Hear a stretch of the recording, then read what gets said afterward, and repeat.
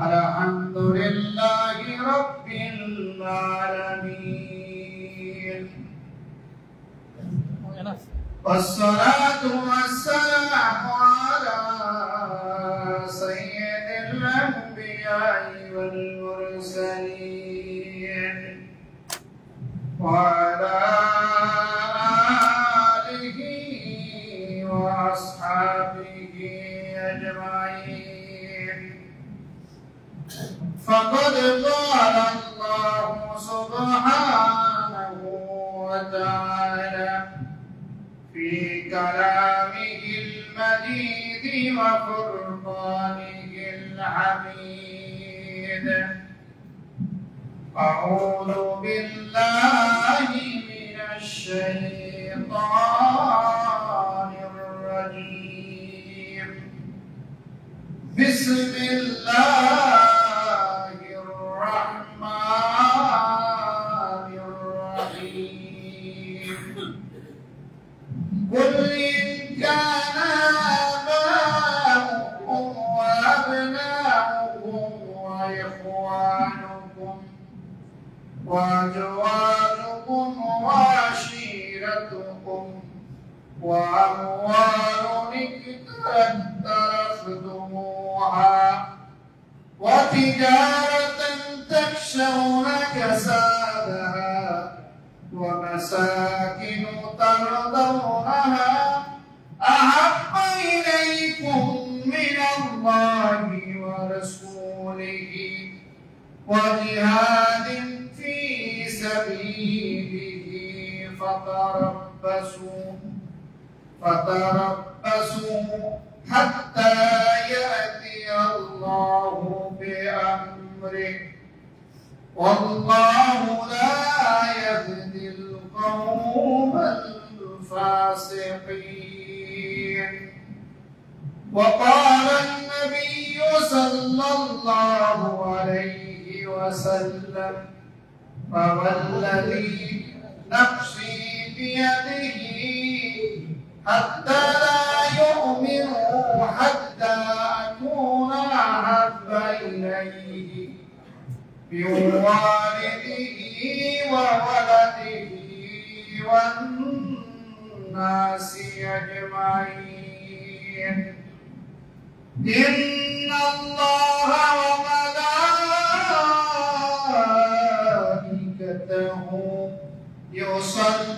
يصلون على النبي يا أيها الذين آمنوا صلوا عليه وسلموا تسليما. اللهم صل على سيدنا مولانا محمد وعلى آل سيدنا مولانا محمد. إن الدعاء موقوف بين السماء والأرض حتى تصلي على نبيك لا إله إلا الله لا إله إلا الله لا إله إلا الله لا إله إلا الله لا إله إلا الله محمد رسول الله صلى الله عليه وسلم. معزز محترم हजरात उलमाए किराम दीनदार ईमानदार सय्यदुल अय्याम जुमार दिन अल्लाह करे शामिल ब्रदर इस्लाम अस्सलामु अलैकुम व रहमतुल्लाहि व बरकातहू। वा अलैकुम अस्सलाम। আল্লাহ রাব্বুল আলামিনের শহীদ দরবারে অসংখ্য অগণিত শুকরিয়া আদায় করছি যার একান্ত মেহেরবানিতে অশেষ অনুগ্রহে সৈয়দুল আইয়াম জুমার দিনে আমাদেরকে হাজির হওয়ার তৌফিক দিলেন। কালিমাতুশ শুকরিয়া আদায় করছি আলহামদুলিল্লাহ। আজকে আপনাদের সামনে আলোচনা করব মাশার রবিউল আউয়াল কি মাস? এই মাসেই আল্লাহ রাসূল পৃথিবীতে এসেছেন, এই মাসেই আল্লাহ রাসূল পৃথিবী থেকে বিদায় নিয়েছেন। মাঝখানে 63 বছরের একটি বিশাল হায়াতি জিন্দেগি উম্মতের জন্য রেখে গেছেন, যাতে করে এই হায়াতি জিন্দেগি থেকে উম্মত তার চলার পথের সঠিক সন্ধান লাভ করতে পারে এবং রাসূলের এই চরিত্রের আলোকে তারা চরিত্রবান হবে, দুনিয়া আখিরাতে কল্যাণ তারা সাধিত করবে ইনশাআল্লাহ। তো আজকে সেই রাসূলের সাল্লাল্লাহু আলাইহি ওয়াসাল্লামের রবিউল আউয়াল উপলক্ষে আজকে আলোচনা করব রাসূলুল্লাহ সাল্লাল্লাহু আলাইহি ওয়াসাল্লামের সম্মান, মর্যাদা ও ভালোবাসা। আগে মানুষের সম্মান কত এটা যদি জানেন তাহলে তার ব্যক্তিত্ব ফুটে ওঠে, ঠিক কি না বলেন? আর তার সম্মান কি এটা যদি আমি না জানি তাহলে তার প্রতি ভালোবাসা সঠিক হয় না। এই জন্য আজকে আমরা আলোচনা করব ইনশাআল্লাহ আল্লাহ রাসূলের সম্মান, মর্যাদা ও ভালোবাসা। রাসূলুল্লাহ সাল্লাল্লাহু আলাইহি ওয়াসাল্লাম আল্লাহর যত সৃষ্টি আছে, সাইয়্যিদনা আদম আলাইহিস সালাতু ওয়াস সালামের যত সন্তান আছে, আল্লাহর সকল সৃষ্টির মধ্যে শ্রেষ্ঠ হলো মুহাম্মদুর রাসূলুল্লাহ। আদম সন্তানের মধ্যে সর্বশ্রেষ্ঠ সন্তান হলো মুহাম্মদুর রাসূলুল্লাহ সাল্লাল্লাহু আলাইহি ওয়াসাল্লাম। বর্তমানে যে ইনজিল আছে, বারনাবাস ইনজিল, এলিট ইনজিল, জুজুনের সমাচার, মতিলুক যেগুলি আছে, এই বারনাবাস ইনজিলে একটি কথা আছে। হযরতে বর্তমানের বারনাবাস ইনজিলের কথা বলছি, যে হযরতে ঈসা আলাইহিস সালাম রূহের জগতে নবীদের রূহগুলি হলো সবচেয়ে বেশি উজ্জ্বল, নবীদের রূহগুলি ছিল আলোকে আলোকে সবচেয়ে বেশি আলোকিত। তো ঈসা আলাইহিস সালাম দেখলেন এই আলোকিত রূহের মধ্যে একটা রূহ সবচেয়ে বেশি আলোকিত, যাকে দেখলে অন্যান্য নবীদের রূহগুলি দাঁড়িয়ে সালাম এবং অভিবাদন জানায়। সুবহানাল্লাহ। হযরত ঈসা আলাইহিস সালাম আল্লাহ তাআলাকে জিজ্ঞাসা করলেন, হে আল্লাহ, এটা কার রূহ যেটা দেখলে সকল নবীদের রূহগণ দাঁড়িয়ে সালাম, অভিবাদন, সম্মান জানায়? বলে, এটা হলো তোমার পরে যিনি নবী হয়ে পৃথিবীতে আসবেন, তিনি সর্বশেষ এবং সর্বশ্রেষ্ঠ নবী হয়ে পৃথিবীতে আসবেন, তার নাম হলো মুহাম্মদুর রাসূলুল্লাহ সাল্লাল্লাহু আলাইহি ওয়াসাল্লাম। ঈসা আলাইহিস সালাম এই দৃশ্য দেখে বলেন, আল্লাহ, আমাকে তাহলে নবী করে পাঠানোর দরকার নেই, তুমি আমাকে তার জামানায় তার খাদেম হিসেবে পাঠাও। আমি তারে ওযু করায় দেব, তার জুতা মুছে দিব, তার জুতার ফিতা আমি কেটে দিব, তার খাদেম হিসেবে পাঠাও। আল্লাহ রাব্বুল আলামিন বললেন যে না, আমার সিদ্ধান্তের কখনো পরিবর্তন হয় না। তাহলে তুমি যেটা দোয়া করেছো, তাহলে একবার তোমাকে পৃথিবীতে নবী হিসেবে পাঠাবো। সুবহানাল্লাহ। ঈসা আলাইহিস সালাম নবী হয়ে পৃথিবীতে আসছিলেন না? তিনি খ্রিস্টানদের নবী, তিনি আমাদের নবী। সকল নবীরাই আমাদের নবী, ঠিক কি না? কোন নবীকে অস্বীকার করে কি মুসলমান হওয়ার সুযোগ আছে? না। এজন্য সকল নবীদের প্রতি সম্মান করিতে হবে। তো একবার নবী হয়ে আসছেন, কিয়ামতের আগে আরেকবার মুহাম্মদুর রাসূলুল্লাহর উম্মত হিসেবে পৃথিবীতে আসবেন। সুবহানাল্লাহ। এই হলো মুহাম্মদ সাল্লাল্লাহু আলাইহি ওয়াসাল্লামের রূহের মর্যাদা। সুবহানাল্লাহ। পৃথিবীতে আল্লাহ রাসূল যখন আসলেন, অসংখ্য ঘটনার মধ্যে মুহাম্মদ সাল্লাল্লাহু আলাইহি ওয়াসাল্লাম বলেছেন, বুখারীর হাদিস, যে আমি হলাম আমার বাবা আদম আলাইহিস সালাম, আমি হলাম আমার বাবা হযরত ইব্রাহিম আলাইহিস সালামের দোয়ার ফসল। ওই যে ইব্রাহিম আলাইহিস সালাম দোয়া করেছিলেন, রব্বানা ওয়া বা'স ফীহিম রাসূলাম মিনহুম, আয় আল্লাহ, তুমি আমার বংশ থেকে এমন একজনকে পাঠাও যিনি কিতাব নিয়ে তোমার কিতাব তেলাওয়াত করে শোনাবে, যিনি মানুষকে ওই জাতিহিম ওয়া ইউআল্লিমুহুমুল কিতাবা ওয়াল হিকমা, যিনি মানুষকে কোরআন শিখাবে, হিকমত শিক্ষা দিবে, মানুষকে পবিত্র করবে। তো মুহাম্মদ সাল্লাল্লাহু আলাইহি ওয়াসাল্লাম আমি হলাম আদম আলাইহিস সালামের দোয়ার, আমি হলাম হযরত ইব্রাহিম আলাইহিস সালামের দোয়ার ফসল, আমি হলাম পৃথিবীতে হযরত ঈসা আলাইহিস সালাম যার বিষয়ে সুসংবাদ দিয়ে গেছিলেন, মিন বাদি ইসমুহু আহমদ, যে আমার পরে যিনি আসবেন তিনি আহমদ, মুহাম্মদ নাম ধারণ করে পৃথিবীতে আসবেন। আমি হলাম ঈসা আলাইহিস সালামের সুসংবাদ দানকারী সেই ব্যক্তি আর আমি এমন এক ব্যক্তি যিনি পৃথিবীতে জন্ম নেওয়ার পরে আমার মায়ের কক্ষ থেকে রোম এবং পারস্য পর্যন্ত আলোকিত হয়ে গিয়েছে। গোটা পৃথিবীকে আলোকিত করে দেওয়া হয়েছে।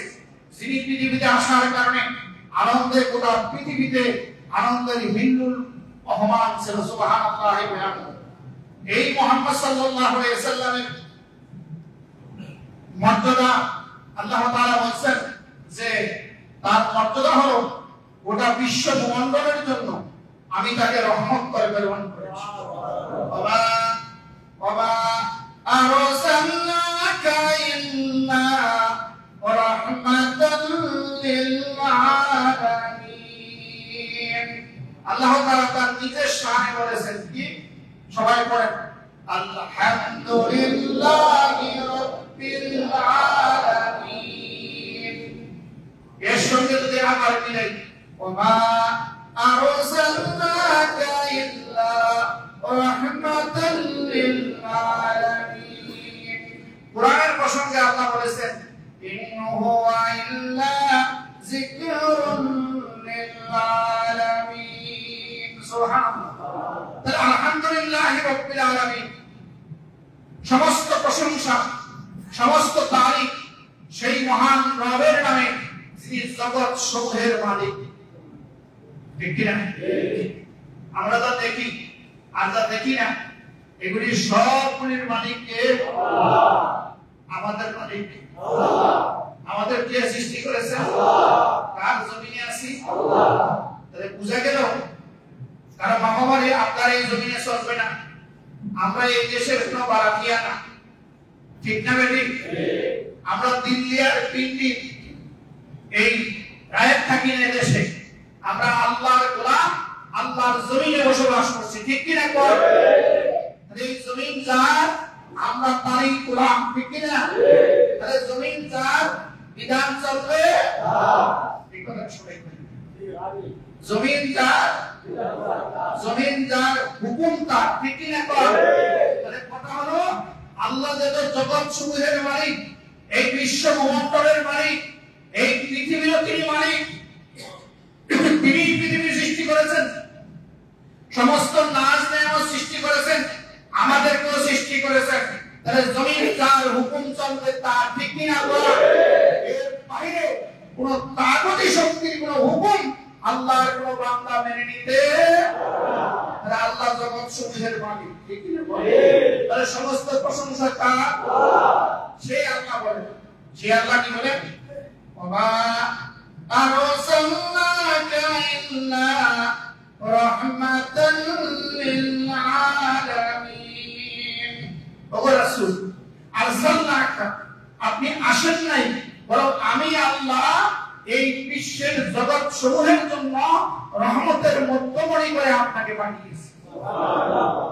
তাহলে রাসূল আল্লাহ যেখানে, আল্লাহর রাসূলের রিসালাত সেখানে। সুবহানাল্লাহ। আল্লাহর তো মাটির নিচে আছে। আছে কি না? আকাশে কোথাও নাই? আছে। তাহলে আল্লাহর রাসূলের রিসালাত মাটির নিচে এবং আকাশ। সুবহানাল্লাহ। আর আল্লাহ বলতেছেন কোরআনের প্রসঙ্গে, রাসূল সাল্লাল্লাহু আলাইহি সাল্লাম যেমন গোটা বিশ্ব জগতের জন্য রহমত, আর কোরআন হলো গোটা বিশ্ব জগতের জন্য নসিহত। সুবহানাল্লাহ। এইজন্য আল্লাহ বলতেছেন, ইন্নাহু ইল্লা যিকরুন লিল আলামিন। এই কোরআনকে আমি জগৎ সমূহের জন্য নসিহত সহকারে প্রেরণ করেছি। সুবহানাল্লাহ। তাহলে বুঝা গেল কোরআন আল্লাহ নাযিল করেছে, রাসূলকে আল্লাহ তাআলা পৃথিবীতে পাঠিয়েছে। এরপরে রাসূলের মর্যাদা হল হযরত মুসা আলাইহিস সালাম তুর পাহাড়ে যখন নবুয়ত লাভ করলেন, মুসা আলাইহিস সালামের জবান প্রথমে একটু তোতলা ছিল। তোতলা লোকেরা কথাগুলি সুন্দর করে সাজিয়ে বলতে পারে না। ঠিক কি না? তাকে যখন নবুয়ত দেওয়া হলো, মুসা আলাইহিস সালাম বলেন, আল্লাহ আপনি আমারে 90 দিন দিয়েন না, কারণ আমি এরকম তোফা সুন্দর করে গুছায় কথা বলতে পারি না। আমার বাড়িতে হারুন আলাইহিস সালাম যিনি পাহাড়ের নিচে আছে, আপনি তাকে 90 দিয়ে দেন, সে গুছিয়ে সুন্দর করে মিষ্টি ভাষায় পাঞ্জব ভাষায় কথা বলতে পারে। সুবহানাল্লাহ। আল্লাহ বললেন যে ঠিক আছে, তুমি যখন বলছো তোমার ভাইকেও 90 দিতে, তোমাকেও 90 দিয়ে দিলাম, আর তোমার ভাইকেও আমি 90 দিয়ে দিলাম। সুবহানাল্লাহ। তুমি মূল দায়িত্ব তুমি, আর তোমার ভাই হবে তোমার সঙ্গে। সুবহানাল্লাহ। তো তোমার যত জবানের সমস্যা, তাহলে তুমি বলো রব্বি ইশরাহ লি সাদরি ওয়া ইয়াসসির লি আমরি واحلل عقدة من لساني ويفقهوا قولي। আয় আল্লাহ, তুমি আমার পক্ষকে প্রসারিত করে দাও, আমার জবানের জড়তাকে দূর করে দাও, আর আমার কথাগুলি যাতে মানুষ পাঞ্জব ভাষায় সহজে বুঝতে পারে এই ব্যবস্থা তুমি করে দাও। তাহলে আল্লাহ তাকে তুতলা বানাইলেন, তুতলামি দূর করার জন্য দোয়া শিখিয়ে দিলেন আল্লাহ। সুবহানাল্লাহ। এই জন্য যারা লেখাপড়া পারে না, জবানের জড়তা, এই আয়াত যখন পড়ে আল্লাহ তার জবানের জড়তা দূর করে। আপনি দেখছেন এই যে doctor Zakir Naik, Islamic scholar, world তিনি কিন্তু তোতলা, জানেন কিনা? তিনি কিন্তু অন্য কথা গুছিয়ে বলতে পারেন না, কিন্তু কোরআনের কথা আমার বলছে বলতে পারে। সুবহানাল্লাহ। অনেক মানুষ আছে, হাফেজ সাহেবদের মধ্যে গত বছর আমি বাংলাদেশের বিচারক হিসেবে ছিলাম, সেখানে দেখলাম একটা ছেলে তুতলামির জন্য কোনো কথাই বলতে পারে না, কিন্তু যখন সে কোরআন তেলাওয়াত করে সুবহানাল্লাহ, একটা শব্দ তার ভাষা। সুবহানাল্লাহ। তো মুসা আলাইহিস সালাম তার জবানের জড়তা দূর করার জন্য আল্লাহর কাছে দোয়া চাইলেন, আর মুহাম্মদ সাল্লাল্লাহু আলাইহি ওয়াসাল্লাম আল্লাহর কাছে চাওয়ার আগেই আল্লাহ তা দিয়ে দেন। সুবহানাল্লাহ। কি দিলেন? আলাম নাশরাহ লাকা সাদরাক ওয়া ওয়াদা'না আনকা ওযরাকা আল্লাযী আনকাযা যহরাক ওয়া রাফa'না লাকা যিকরাক। আল্লাহ তাআলা বলতেছেন, আমি কি আমার কল্যাণ কি আপনার পক্ষকে প্রসারিত করে দেইনি? আমি অপসারণ করে দিয়েছি। আপনার কাছে যেটা পার মনে হইতো, বোঝা মনে হইতো, কষ্ট মনে হইতো, আমি আল্লাহ সেই কষ্ট আপনাকে দূর করে দিয়েছি। আর কি দিয়েছি? ওয়ারাফানা লাকা যিকরা, আপনার জিকির কি, আপনার সম্মানকে, আপনার মর্যাদাকে, আপনার খ্যাতিকে আমি আকাশ চূড়ি করে দিয়েছি। এই জন্য এই পৃথিবীতে আল্লাহর প্রশংসার পরে দ্বিতীয় যার প্রশংসা করা হয় তার নাম কি বলেন তো? এই কথাটা সবাই বলেন আল্লাহ নাম বলেন। আল্লাহর পরে যার সম্মান, যার মর্যাদা, তার নাম কি? এই পৃথিবীর কত নেতা আসলো আর কত নেতা গেল, কত নেতা আছে, কত নেতা যাবে, কয়েক বছর পরে এদের কথা মানুষ মনেই করে না। কোন দুর্ঘটনা ঘটলে তখন তার কথা মানুষ মনে করে, ঠিক না ভাই? ঠিক। 850 বছর আছে আগে এই বাংলা থেকে লক্ষ্মণ সেন পালায়া গেছে, এই কথা আমরা জানলাম এই গত মাসে। ঘটনার কারণে জানলাম যে কে কে এই মহাদেশ থেকে পালাইছে। লক্ষ্মণ সেনের কথা কি কেউ জানে? কিন্তু মুহাম্মদ সাল্লাল্লাহু আলাইহি ওয়াসাল্লাম এমন এক মহান মর্যাদার অধিকারী, তিনি পৃথিবীতে আসার আগেও নবীরা যেমন তার সম্পর্কে সুসংবাদ দিয়েছেন, পৃথিবীতে আসার পরে এই পৃথিবীর এক সেকেন্ড তার প্রতি দুরূদ ছাড়া, তার প্রশংসা ছাড়া অতিবাহিত হয় না, ঠিক কিনা? পৃথিবীর এমন কোন দেশ আছে যেই দেশে আযান হয় না আর বলা হয় না আশহাদু আল্লা ইলাহা ইল্লাল্লাহ, আশহাদু আন্না মুহাম্মাদুর রাসূলুল্লাহ, ঠিক কিনা?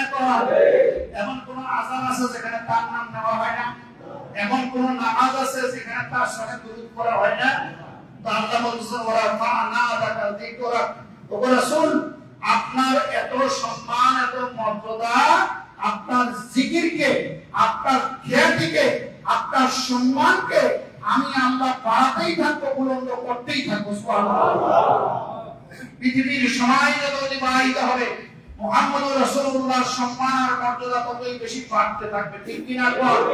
পৃথিবীর এমন কোন সংকট সংগ্রাম নেই, এমন কোন দুঃখ বেদনা প্রাক্রান্ত নেই যেখানে মুহাম্মদুর রাসূলুল্লাহর হায়াতি জিন্দেগিতে সমাধান দেওয়া যায় নাই, ঠিক কিনা?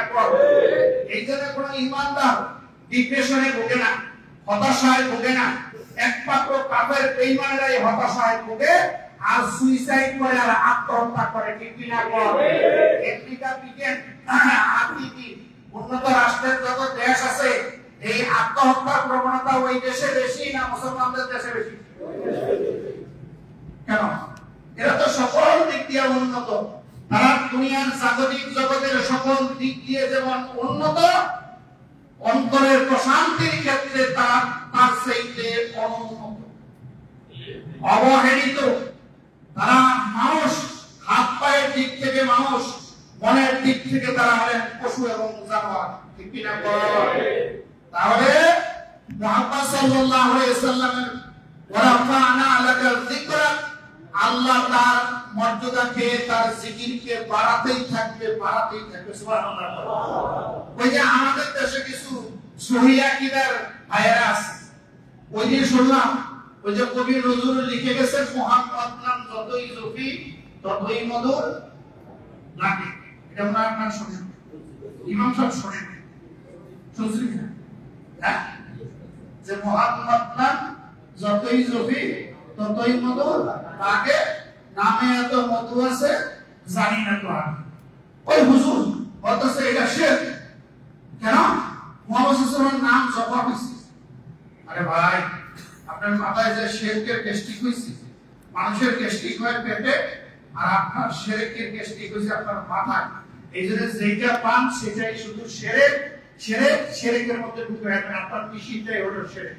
আল্লাহ বলতেছে ওয়া রাফা'না লাকা যিকরাক, হে রাসূল আপনার জিকিরকে আমি বুলন্দ করেছি। এই জিকির অর্থ হলো আপনার সম্মান, মর্যাদা, সম্মানকে আমি বুলন্দ করেছি, ঠিক কিনা? আর জিকির যদি আল্লাহর সাথে হয় তাহলে সেটা আল্লাহর প্রশংসা। আল্লাহর জিকির আর রাসূলের জিকির এই দুইটা কিন্তু এক না, শব্দ যদি এক হয়। রাসূলের জিকির হলে সম্মান, মর্যাদা, সম্মান এবং তার দরুদ হবে, আর আল্লাহর জিকির হলে আল্লাহর প্রশংসা হবে, ঠিক না বেটি? আর আল্লাহর নাম জপ, সুবহানাল্লাহ, আলহামদুলিল্লাহ, আল্লাহু আকবার, লা ইলাহা ইল্লাল্লাহ, এরকম হাজার ওজিফা আছে এইগুলি।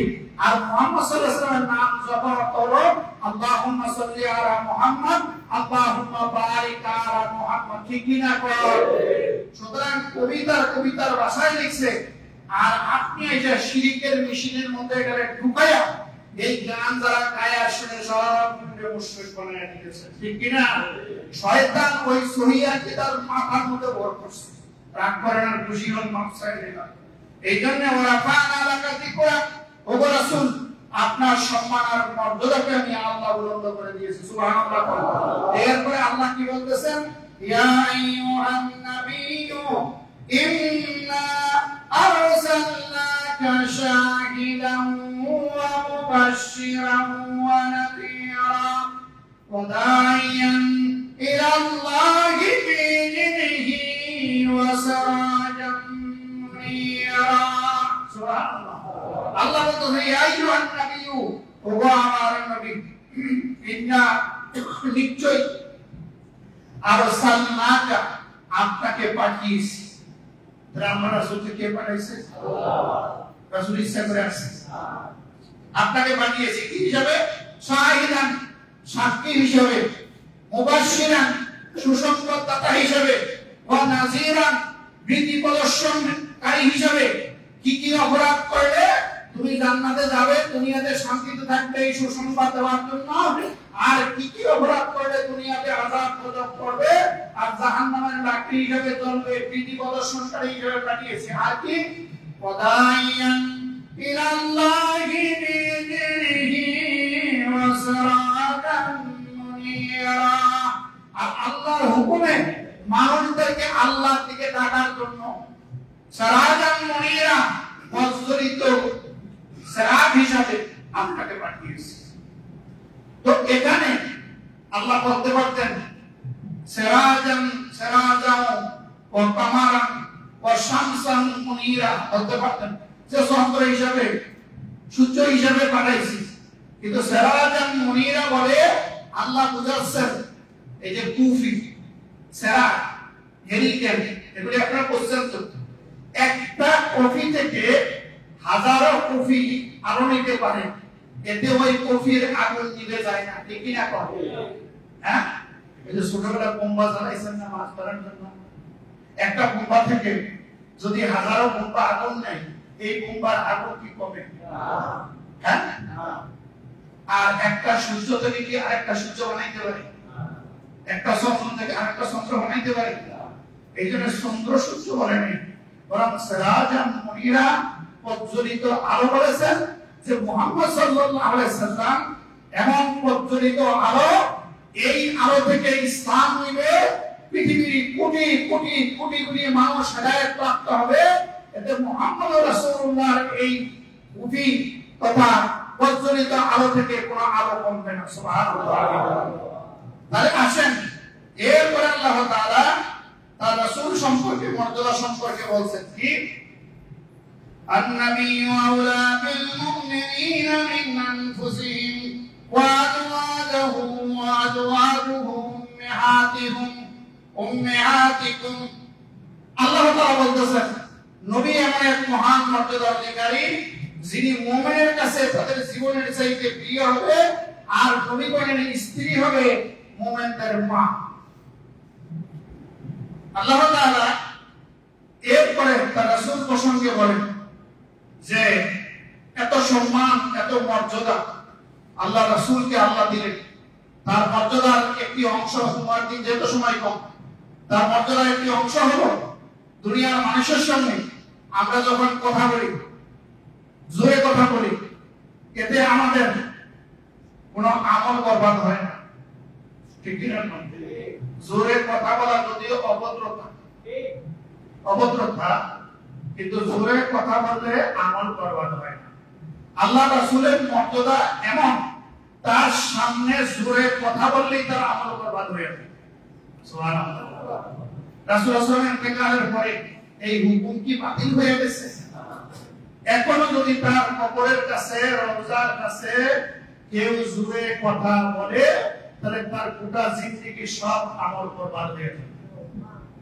আল্লাহ বলতেছেন ইয়া আইয়ুহাল্লাযীনা আমানু লা তারফাউ আসওয়াতাকুম ফাওকা সাওতিন নবী ওয়া লা তাজহারু বিল কওলি ওয়া লা তাজহারু লাহু বিল কওলি কাজহারি বা'দিকুম লিবা'দিন আন তাহবাতা আমালুকুম।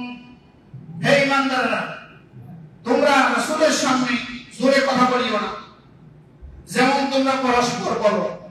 যদি রাসূলের সামনে জোরে কথা বলো, তাহলে তোমাদের জিন্দেগি সব আমল বরবাদ হয়ে যাবে।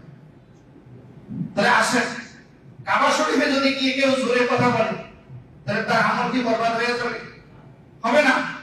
কিন্তু রাসূলের সামনে যদি কেউ জোরে কথা বলে, তাহলে তার জিন্দেগি সব আমল বরবাদ হয়ে যাবে। এরপরে আল্লাহ তাআলা বলেন ইন্নাল্লাযীনা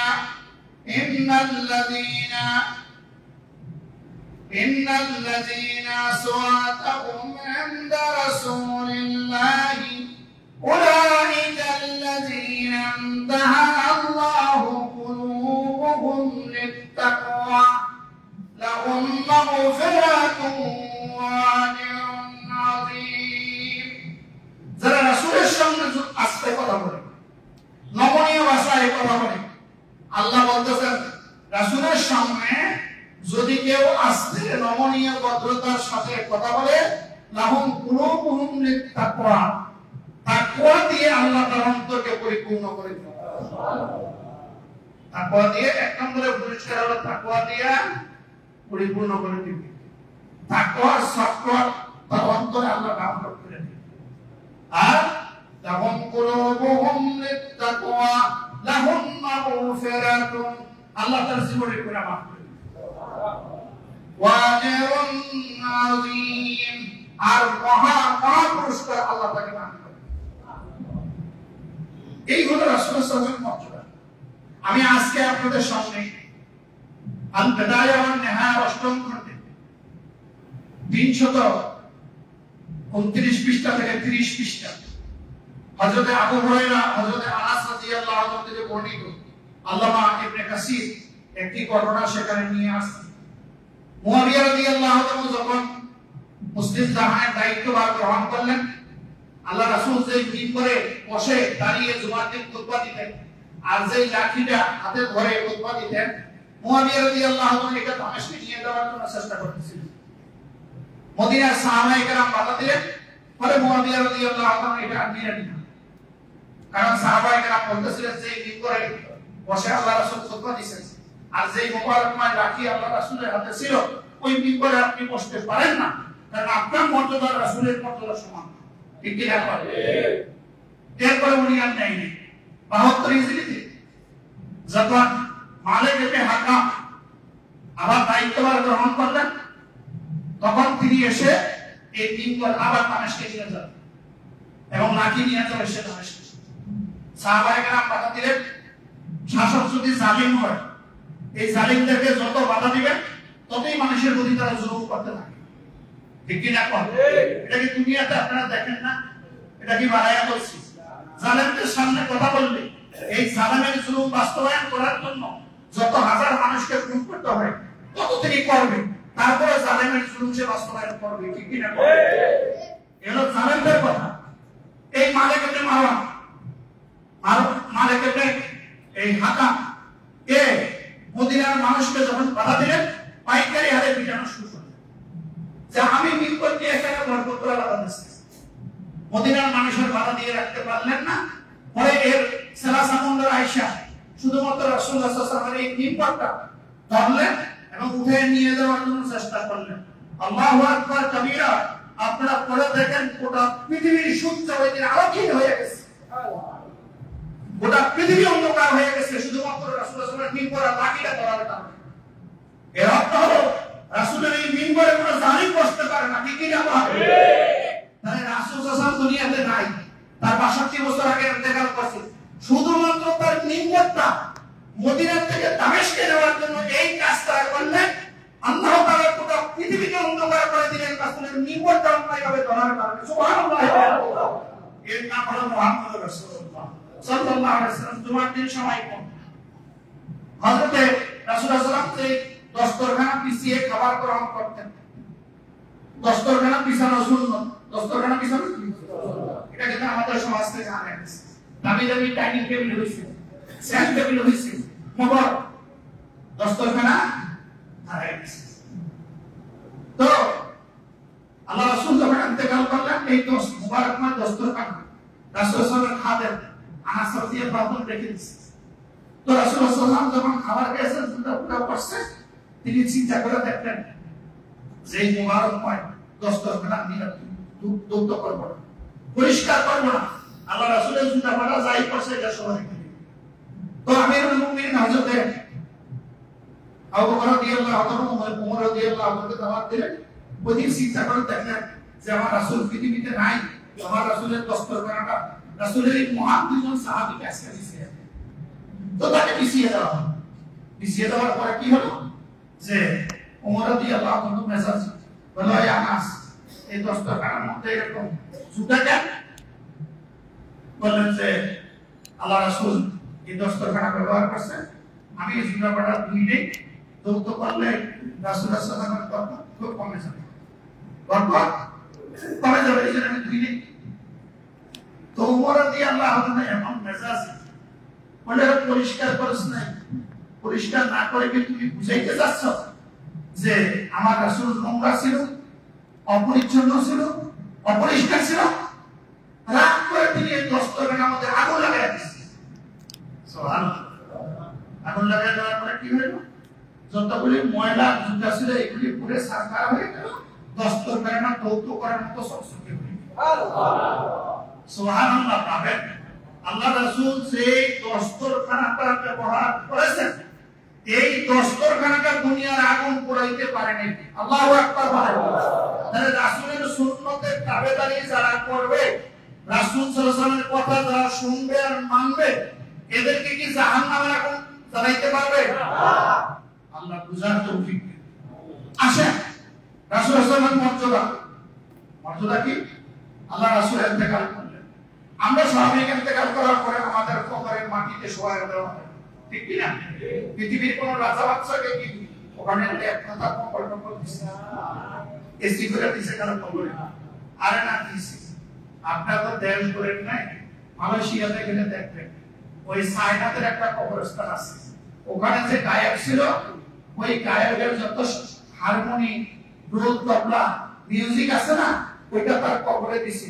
ওখানে গিয়ে আপনি পা দিয়ে শুয়ে নিতে পারা দিবেন, দেখবেন ওই মিউজিক বাজতেছে। আমার যেটা ওই যে ড্যান্সার ছিল, ড্যান্স করে এবারে কি করে? নৃত্যশিল্পী না কি করে? কথা কয় না, নৃত্যশিল্পী। যারা নৃত্য করত এদের কবরে বসে শুয়ে দেওয়া আছে, বলে পাড়া দিলে দেখবেন যে ওই কবর থেকে ছবি বের হয়ে নৃত্য করতে আসে। এরকম আছে বিভিন্ন দেশে, আমি বহু দেশ ঘুরছি, এগুলি দেখেছি। তো ওই কবরস্থানে আশ্চর্য ঘটনা হলো, ওই কবরস্থানের পাহাড়ের উপরে নিচে যা পানি বের হয়, সারা 12 মাস এটা গরম থাকে, সারা 12 মাস গরম থাকে। আচ্ছা, কিন্তু মুহাম্মদ সাল্লাল্লাহু আলাইহি ওয়াসাল্লাম যখন ইন্তেকাল করলেন, আল্লাহ রাসূল সাল্লাল্লাহু আলাইহি ওয়াসাল্লামের কবরে সাহাবায়ে কেরাম একটা মখমলের কাপড় বিছিয়ে দিয়েছে। সুবহানাল্লাহ। কিসের কাপড়? মখমলের একটা কাপড় বিছিয়ে দিয়েছেন। ইবনে মাজাহ শরীফে সময় কম, একটা অধ্যায় আছে, আপনারা পড়ে দিবেন, এটা আপনি কাজা করে কথা বলি। ইবনে মাজাহ শরীফে একটা অধ্যায় আছে। এমনকি রাসূলুল্লাহ সাল্লাল্লাহু আলাইহি ওয়াসাল্লাম সেই চাদরটা ব্যবহার করতেন, সাহাবায়ে কেরাম কেঁদে কেঁদে বলছিলেন, হায় এই চাদর পৃথিবীতে আর ব্যবহার করার মতো কোনো ব্যক্তি নেই। রাসূলের চাদর তো রাসূলের কবরের সঙ্গে দিয়ে দেওয়া, কবর দিয়ে দেওয়া। সুবহানাল্লাহ। এই হলো রাসূল সাল্লাল্লাহু আলাইহি ওয়াসাল্লামের মর্যাদা। এবং আল্লাহ রাসূলের ইন্তেকালের পরে তার কবরের মুবারকে 3 বার হামলা করা হয়েছে, একবার পুরো হামলাকারী সফল হতে পারেনি। 400 হিজরির পরে যখন রাসূলের এই কবর এখান থেকে উঠে মিশরে নেওয়ার জন্য রাজা বাদশাহরা ষড়যন্ত্র করলেন, মদিনার মানুষকে পিটিয়ে মদিনা ছাড়া করলেন, এরা ওই বাবু সালাম, যারা রাসূলের রওজায় গিয়েছেন সালাম দেয়, দেখবেন ওই বাবু সালাম দিয়ে শুধুমাত্র মসজিদ ঢুকলেন, ওই মসজিদে নববীর মাটি প্রত্যেকটাকে পিপিলিকার মতো ধরে ধরে গ্রাস করে ফেলেছে। একজন পৃথিবীতে সফল হইতে দেওয়া হয়নি। এবং ওই দিন গোটা মদিনাতে ভূমিকম্প শুরু হয়ে গেছিল, এই ভয়ে বাকিগুলি পালায় আসে গেছে। 557 হিজরিতে রাসূল সাল্লাল্লাহু আলাইহি ওয়াসাল্লামের রওজা মুবারকে যখন হামলা করা হলো, বাদশা নুরউদ্দিন জঙ্গি যখন মুসলিম জাহানের ক্ষমতায় ছিলেন, তাকে স্বপ্নে 3 বার দেখাইলেন। এরপরে তিনি 16,000 অশ্ব আরোহী নিয়ে, ঘোড় সাওয়ারি নিয়ে গোটা মদিনাকে তিনি ঘেরাও করে ওই ষড়যন্ত্রকারীদেরকে ধরে পৃথিবী থেকে তিনি বিদায় করেছেন। রাসূল সাল্লাল্লাহু আলাইহি ওয়াসাল্লামের এই কবর নিয়ে যারা ষড়যন্ত্র করেছেন, পৃথিবীতে একজন বাস্তবায়িত হতে পারেনি। ষড়যন্ত্র দূরের কথা, আজকে যারা আমাদের দেশে এই যে সহিহ আকীদার দাবিদার, কি জানি এটার নাম কি, এই সহিহ আকীদার যে দাবিদার সালাফি, এই সালাফিরা রাসূল সাল্লাল্লাহু আলাইহি ওয়াসাল্লামের রওজা মুবারকে 1803 সালে হামলা করেছে। হামলা করে তারা রাসূল সাল্লাল্লাহু আলাইহি ওয়াসাল্লামের এই রওজার গম্বুজ ভেঙে ফেলছে, রাসূল সাল্লাল্লাহু আলাইহি ওয়াসাল্লামের মিম্বর ভেঙে ফেলছে। ইতিহাস পড়ে দেখেন, 1803 সাল থেকে 1814 সাল পর্যন্ত এই সালাফিদের যেখানে যা ছিল, মুসলিম জাহান ঘরে ঘরে জবাই করে পৃথিবী থেকে তাদের নাম নিশানা মিটিয়ে দিয়েছে। 1803 সালের পরে 1956 সাল পর্যন্ত পৃথিবীতে সালাফি এবং ওয়াহাবি কোন মতবাদের নাম পৃথিবীতে উচ্চারণ করতে পারেনি। ওই ইতিহাস আরেকদিন বলব। রাসূল সাল্লাল্লাহু আলাইহি ওয়াসাল্লামের মর্যাদা হলো, তার সঙ্গে যারা বেয়াদবি করবে তারা দুনিয়া থেকে সরকার হবে, বিদায় নেবে, তাদের কোনো অস্তিত্ব থাকবে না। এরপরে দুনিয়ার মর্যাদা বাদ দিয়ে যদি আমরা রাসূল সাল্লাল্লাহু আলাইহি ওয়াসাল্লামের আখিরাতের মর্যাদা ধরি, আল্লাহ রাসূল বলেছেন, আনা আওয়ালুন নাসি খুরুজান ইদা ওয়াইসু ওয়া আনা খাতিবুহুম ইদা কাদু ওয়া আনা মুবাশশিরুহুম, আল্লাহ রাসূল বলেছেন আনা আউয়ালুন নাসি খুরুজান, আমি সেই ব্যক্তি যিনি প্রথমে কবর থেকে উঠব, অর্থাৎ আমি সেই ব্যক্তি যাকে কবর থেকে কিয়ামতের ময়দানে প্রথম উঠানো হবে। আর আমি সেই ব্যক্তি, রাসূল সাল্লাল্লাহু আলাইহি ওয়াসাল্লাম বলেন যে আমি প্রথম কিয়ামতের ময়দানে প্রথম বক্তব্য দিব। সুবহানাল্লাহ। তাহলে কবর থেকে কে উঠবে? উঠবে মানে আল্লাহ উঠাবে, উঠবে মানে আল্লাহ উঠাবে। কিয়ামতের ময়দানে আনা আউয়ালুন নাসি খুরুজান ইদা ওয়াইসু, আল্লাহ রাসূল বলেছেন আমি হলাম প্রথম ব্যক্তি যিনি যাকে কিয়ামতের ময়দানে প্রথম উঠানো হবে এবং যাকে কিয়ামতের ময়দানে সর্বপ্রথম কথা বলতে দেওয়া হবে। এরপর রাসূল সাল্লাল্লাহু আলাইহি ওয়াসাল্লাম বলেন আমি হলাম সেই ব্যক্তি যার কাছে কিয়ামতের ময়দানে আল্লাহর প্রশংসার পতাকা থাকবে। সুবহানাল্লাহ। এরপরে রাসূলুল্লাহ সাল্লাল্লাহু আলাইহি ওয়াসাল্লাম বললেন যে আদম সন্তানের মধ্যে ওয়ানা আকরামু ওয়ালা আদামা আলা রাব্বি, আদম সন্তানের মধ্যে আল্লাহ যাকে বেশি সম্মান মর্যাদা দিয়েছেন আমি হলাম সেই ব্যক্তি, ওয়ালা ফাক, এতে আমার কোনো গর্ব অহংকার নেই। সুবহানাল্লাহ। তাহলে বলেন কি আমাদের ময়দানে সর্বপ্রথম কাকে উঠানো হবে? এরপরে এই প্রথম আল্লাহ শাহী দরবারে গিয়ে কথা বলবে। তারপরে কিয়ামতের ময়দানে আল্লাহর প্রশংসার পতাকা কার হাতে থাকবে? আল্লাহ রাসূল অন্য হাদিসে বলেন আনা সাইয়্যিদু ওয়ালাদ আদম ইয়াওমাল কিয়ামাতি ওয়া আউয়ালু মান ইয়ানশাকু আনহুল কাব ওয়া আউয়ালু শাফিইন ওয়া আউয়ালু মুশাফফা। আল্লাহ রাসূল বলেন কিয়ামতের ময়দানে আদম সন্তানের নেতা হব আমি। কিয়ামতের ময়দানে আদম সন্তানের নেতা কে হবে? এরপর আল্লাহ রাসূল বলেন ওয়া আউয়ালু মান ইয়ানশাকু আনহুল কাব, কবর খুঁড়ে প্রথম আমাকে উঠানো হবে। এখানে একটা কথা আমরা বলি, এই যে এতক্ষণ তো সালাফি কথা বললাম, এবার আমরা যারা আছে আমাদের কথা বলি। আমরা যদি কেউ বলে যে রাসূলের কবর খুব কষ্ট লাগে, তাই না? কষ্ট লাগে কিনা? কষ্ট লাগে, কিন্তু কষ্ট লাগার কোনো কথা না। আল্লাহ রাসূল নিজেই বলতেছেন যে আমাকে সর্বপ্রথম আনহুল কাব, কবর থেকে প্রথম আমাকে উঠানো হবে। কবর হলো ওই জায়গা ইন্তেকালের পরে কিয়ামত পর্যন্ত যেই জায়গায় যে অবস্থান করে সেই জায়গাটাকে বলা হয় কবর। সুতরাং রাসূল সাল্লাল্লাহু আলাইহি ওয়াসাল্লামের কবর এই কথাটা যদি কেউ বলে আর বাড়াবাড়ি করে তাহলে মনে রাখবেন সে মুহাম্মদুর রাসূলুল্লাহর কথার মধ্যে বাড়াবাড়ি করে, ঠিক কি না বলেন? সুতরাং এইটাও বাড়াবাড়ি করা যাবে না। আল্লাহ হাবিব বলেন আমি হলাম আদম সন্তানের কিয়ামতের ময়দানের নেতা, এতে আমার কোনো অহংকার নেই। আমার হাতেই থাকবে কিয়ামতের ময়দানে এই রহমতের পতাকা, আল্লাহ প্রশংসার পতাকা, ওয়ালা ফাখ, এতে আমার কোনো অহংকার নেই। ওমা মিন নাবিয়্যিন ইয়াওমাইযিন আদামা ফামান সাওয়া ইল্লা তাহাতা লিওয়ারাই। আর আদম আলাইহিস সালাম থেকে শুরু করে যত নবীরা আছে সমস্ত নবীরা ওই দিন আমার পতাকার নিচে আশ্রয় নেবে। ওয়ালা ফাখ, এতে আমার কোনো গর্ব অহংকার নেই।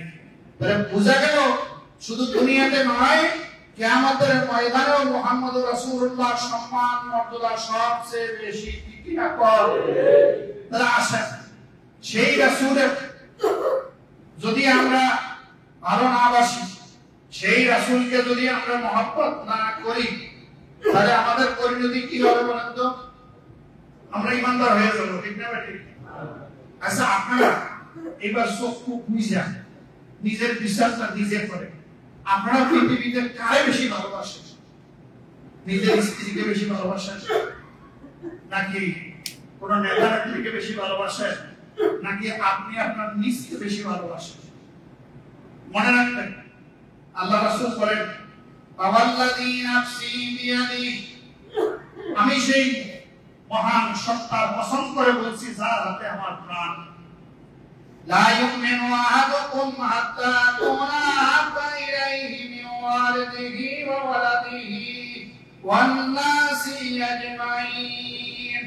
আমি আল্লাহর কসম করে বলছি যার হাতে আমার প্রাণ, ততক্ষণ পর্যন্ত তোমরা ঈমানদারই হইতে পারবে না যতক্ষণ না তোমাদের কাছে আমি রাসূল, তোমাদের পিতামাতা, তোমাদের সন্তান, এমনকি দুনিয়ার সমস্ত মানুষের চাইতে বেশি মহব্বত এবং প্রিয় পাত্র না হব, ততক্ষণ পর্যন্ত তোমরা ঈমানদারই হতে পারবে না।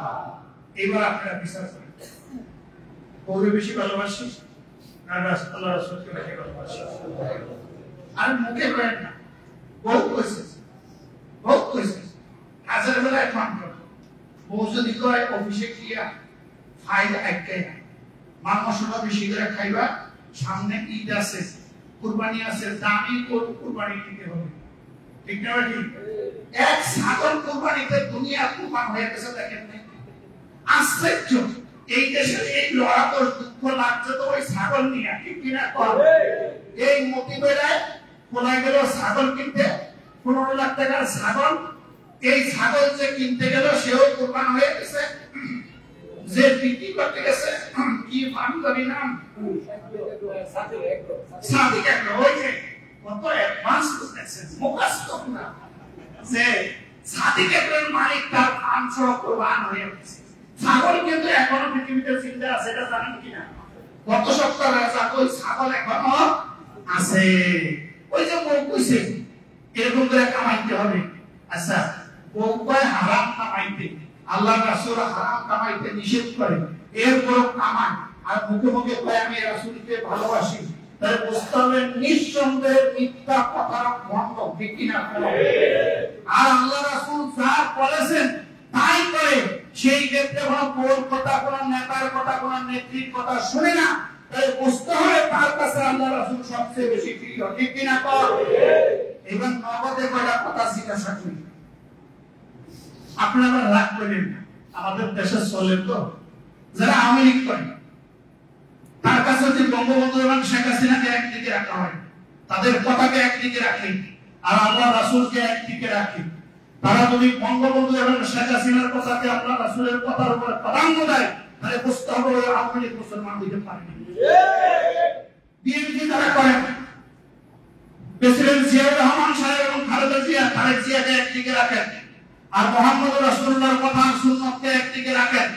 তারা যদি মুহাম্মদ রাসূলুল্লাহর কথার উপরে তারেক জিয়ার কথা, শহীদ জিয়ার কথা, খালেদা জিয়াকে প্রাধান্য দেয়, তাহলে ওই বিএনপি মুসলমান হতে পারে না। জামাতের যদি গোলাম আজম এবং আরো যারা এই ফাঁসিতে ঝুলেছেন, শহীদ হয়েছেন, বর্তমান যে আমি কি ডাক্তার শফিকুর রহমান না শফিকুল ইসলাম বা শফিকুর রহমান, তাকে যদি একদিকে রাখা হয়, আর মুহাম্মদ রাসূলুল্লাহকে যদি একদিকে রাখা হয়, মুহাম্মদ রাসূলুল্লাহর কথার চাইতে যদি জামাত তাদের কথাকে তারা বেশি প্রাধান্য দেয়, ওই জামাত ইসলাম মুসলমান হতে পারে। সরমানের সাহেবের নেতাকে একদিকে রাখেন, আর মুহাম্মদ রাসূলুল্লাহর কথাকে একদিকে রাখেন, মুহাম্মদ রাসূলের সুন্নাহর কথা যদি তারা প্রাধান্য দেয়, তাহলে তারা মুসলমান হতে পারে। এটা আমি ওলিউল্লাহর কথা, এটা মুহাম্মদ রাসূলুল্লাহর কথা, বুখারীর হাদিস, ঠিক কি না? তারা আসেন রায় চাচ্ছি না, এবার নিজের বিচার নিজে করেন। আমি কি মুহাম্মদ রাসূলুল্লাহকে বেশি ভালোবাসি নাকি আমার নেতাকে বেশি ভালোবাসি? যদি মুহাম্মদ রাসূলুল্লাহর কথার বিরোধিতা কোন নেতা নেত্রী করে, তার যদি কোনো মহব্বত আমার অন্তরে থাকে, তাহলে আল্লাহ রাসূল কসম করে বলেন, ভাওয়াল্লাযী বিয়াদি নাফসি, আমি আল্লাহর কসম করে বলছি তুমি মুসলমানই হইতে পারো না, ঠিক কি না? রাসূল যদি কয় তুমি মুসলমান হইতে পারো না, তুমি যুগযুগ করিয়া যতই বাস্তানি আর হাসতানি করো, আল্লাহর জান্নাত তোমার জন্য হারাম, জাহান্নাম তোমার জন্য ওয়াজিব, ঠিক কি না? আসেন, কথা বললেই আপনারা রাগ করেন। আমি আপনাদেরকে জিজ্ঞাসা করতে চাই, এই পৃথিবীতে মুহাম্মদ রাসূলুল্লাহ এসেছিলেন মানবতা প্রতিষ্ঠার জন্য, কিন্তু আজ পরিবারে মানবতাকে পুনরুজ্জীবিত করা হচ্ছে, মানবতাকে আজ পুরাই মিটিয়ে দেওয়া হচ্ছে। কারবালার ময়দানে ইয়াজিদ রাসূলের আওলাদ থেকে নির্মমভাবে হত্যা করেছিল। এই পৃথিবীর আশেপাশে লক্ষ লক্ষ মানুষকে অন্যায়ভাবে হত্যা করা হয়। ৯৬-১৫ আগস্টে মানুষকে হত্যা করে মানুষের দেহের উপরে লাফালাফি করা হয়েছিল। আজকে এদেশে বিনা অপরাধে বিনা বিচারে এদেশের ইউনিভার্সিটিগুলিতে মানুষকে হত্যা করা হয়, পিটিয়ে পিটিয়ে কুকুর শ্রীগালের মতো হত্যা করা হয়। গতকালকে ঢাকা বিশ্ববিদ্যালয় জাহাঙ্গীরনগরে করেছে। এই পৃথিবীর মানবতা বিধ্বস্ত করে জিন্দা মানুষকে তারা পিটিয়ে মারে। আমি জিজ্ঞাসা করতে চাই, তারা মুসলমান নামধারী হলো মুসলমান কিনা বলেন? আল্লাহ রাসূল এই জুলুমকে পৃথিবীতে পিটিয়ে দেওয়ার জন্য এসেছেন। আর জুলুম চালু হচ্ছে। মনে রাখবেন, সময়ের কাল আবর্তন বারবার ঘুরে আসে। আজকে বিনা বিচারে যদি অন্যায়ভাবে কাউকে পিটিয়ে মারেন, অপেক্ষা করতে থাকেন, আল্লাহর গজবে এভাবে আপনাকে পিটিয়ে দেশে মারা হবে। ভালো হয়ে যান, বেশি লাফায়েন না। মানুষ হত্যা করার প্রসঙ্গে আল্লাহ বলে, আমি আলোচনা শুরুতেই বলেছি, এই মানুষ আপনি আমি সৃষ্টি করে নিয়ে করেছে মানব। যদি কেউ কোনো একটা মানুষকে বিনা বিচারে হত্যা করে, আল্লাহর কোরআন বলে কাতালান নাস জামিয়া, সে পুরো মানব জাতিকে হত্যা করলো। আর যে একটা মানুষকে বাঁচিয়ে দিল, সেগুলো মানব জাতিকে বাঁচিয়ে দিল। কেউ অপরাধ করতে পারে, তাকে আইনের কাছে সোপর্দ করে। আপনাকে পিটিয়ে মারার কে ইজাজত দিয়েছে? আজ বিশ্ববিদ্যালয়গুলিতে ইল্লা মাশাআল্লাহ কিছু লোক ছাড়া ওখানে হায়না পয়দা হয়, জুলুমবাজ পয়দা হয়, জালিম পয়দা হয়। একটা মানুষকে নির্মমভাবে পিটিয়ে মারেন আর উল্লাস করেন, আপনার কি বুক কাঁপে না? আপনি কি একবার ভাবেন না যে আমাকে যদি পিটিয়ে মারে, আমার মা আছে, ভাই আছে, আত্মীয় আছে, তারা কাঁদবে। আমি যাকে মারি সেও, কারো তো মা আছে, বাপ আছে, ছেলে আছে, সন্তান আছে, তারা পিটিয়ে মারলে কাঁদবে। আপনার কি বুক কাঁপে না? আপনি কি মানুষ না? একটা কুকুরকে ভাবে পিটিয়ে মারছে, এই নজির পৃথিবীর মধ্যে নাই, ঠিক কিনা? সভ্যতার দাবিরা আপনারা অসভ্য হয়ে গিয়েছেন। পদে পদে মুহাম্মদ রাসূলুল্লাহর কথাকে অমান্য করেন, আপনার কথাকে অমান্য করেন। আর অমুক নেতারে ভালোবাসা বললেই তো রাগ করেন। আমি কারো চাকরি করি না। কোন নেতা আপনাকে পিটিয়ে মারার ইজাজত দিচ্ছে? কোন নেতা? কে আপনাকে পিটিয়ে মারার ইজাজত দিচ্ছে? আল্লাহ এবং মুহাম্মদ রাসূলুল্লাহ নিষেধ করছে কাউকে মারতে অন্যায়ভাবে। আপনি তারে মারেন, তাহলে বুঝা গেল আপনি মুসলমান হতে পারেন, ঠিক কিনা? এজন্য ভালো হয়ে যান সবাই থাকতে। আর যারা এই কাজ করে, আমি সরকার এবং বিভিন্ন বাহিনীকে অনুরোধ করব যে মেহেরবানি করে যারা এই কাজ করে তাদেরকে ধরে এদেশের প্রচলিত আইনে তাদের বিচার করা হোক। সামনের দিকে যাতে এই ধরনের মানবতাকে তারা পুনর্নিত করতে না পারে, তার বিহিত ব্যবস্থা গ্রহণ করা হোক। ভালো হয়ে যান, ভালো হয়ে যান। আবার বলছি, ভালো হয়ে যান। এরপরে আল্লাহ রাসূল প্রথম বলেন কি? ওয়ালাদিহি, তোমার ওয়ালাদি ওয়া ওয়ালাদিহি, তোমার পিতামাতা, তোমার সন্তান, দুনিয়ার সমস্ত মানুষ। এর চাইতে আল্লাহ রাসূলকে বেশি মহব্বত না করে ইমানদার হতে পারবে না। এরপরে আল্লাহ রাসূল অন্য হাদিসে বলেছেন, আল্লাহর কসম করে বলছি, আতাকুনা আহাব্বা ইলাইকা মিন নাফসিকা, যতক্ষণ পর্যন্ত তোমার জীবনের চাইতে আল্লাহ রাসূলকে বেশি মহব্বত না করবে, ততক্ষণ পর্যন্ত তুমি ঈমানদার হবে। তাহলে এবার আসেন, আমার জীবনের চাইতে আমি রাসূলকে বেশি ভালোবাসি। কথা কয় কোন জায়গায় আপনি জীবনের চাইতে ভালোবাসেন? খামাখা আমরা চাইতে আল্লাহ রাসূলকে গালি দেন। এই কথা বলে অনেক ভাইরা আবার রাগ করে। অনেক ভাইরা রাগ করে কি যে হুজুর আমার বিরুদ্ধে কথা বলছে। আমি আসলে কারো বিরুদ্ধে কথা বলি না। আমার কাছে আছে আল্লাহ এবং তার রাসূলের দেওয়া পাঠখানা, এটাই ভাবে সাজাই। এই পাঠখানার বিরুদ্ধে যা কথা আছে ওইটাই আমার কাছে, ওটার বিরুদ্ধে আমি করি। অনেক ভাইরা দেখবেন আজানের পরে চোখে চুমা দেয়, চুমা দিয়া চোখে লাগায় কিনা, এর পক্ষে বিপক্ষে আমার কোনো কথা নেই। আপনি এত মহব্বত আল্লাহ রাসূলের নামে, নাম শুনলে আপনি চোখে লাগায়, চোখের মধ্যে চুমা দেন, অথচ আল্লাহ রাসূলকে গালিগালাজ করে আপনি পয়সা সব জান বাঁচান খরচ, ফতুয়া দেন জান বাঁচা। কথা কয় না। তাহলে এটা কি ঈমানদার না বেঈমানদার? এই কথা আমি বলছি না, আল্লাহ রাসূল বলছেন।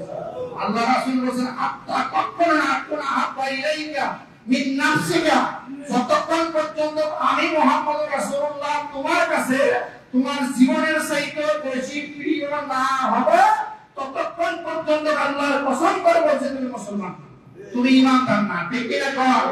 এবার নিজের বিষয় জ্ঞান নিজে করে যে আমি কি আসলে ঈমানদার কিনা। রাসূলকে যদি কেউ গালি দেয়, আমার মন কাঁপে কিনা, আমি তার প্রতিবাদ করি কিনা। যদি দেখেন আপনার মন না কাঁদে, আপনি প্রতিবাদ না করেন না, তাহলে হাজারো আজানের পরে সুমা দিয়ে চোখে লাগাইলো, আল্লাহর কসম করে বলছি জান্নাত আপনার নসিব হবে না, জাহান্নাম থেকে আপনি বাঁচতে পারবেন না। ঠিক কিনা? এই উপমহাদেশে ইংরেজদের সময়ে রঙ্গিলা রাসূল বই লেখা হয়েছিল। একজন কাঠমিস্ত্রি যুবক ইলমুদ্দিন, সে ওই রঙ্গিলা রাসূল যে রাসূলের বিরুদ্ধে বই লিখেছিল তাকে প্রত্যাহার করে এবং তাকে ক্ষমা চাইতে বলছিল।